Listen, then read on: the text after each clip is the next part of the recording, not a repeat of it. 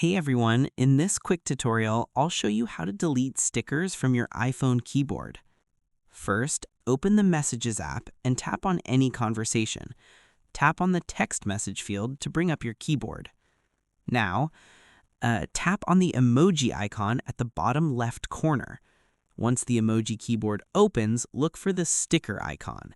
It looks like a circle with a folded corner, usually at the bottom of the screen. Tap on it to view all your stickers. Here, you'll see all the custom stickers you created or downloaded. To delete a sticker, simply tap on the three-dot icon. A menu will pop up.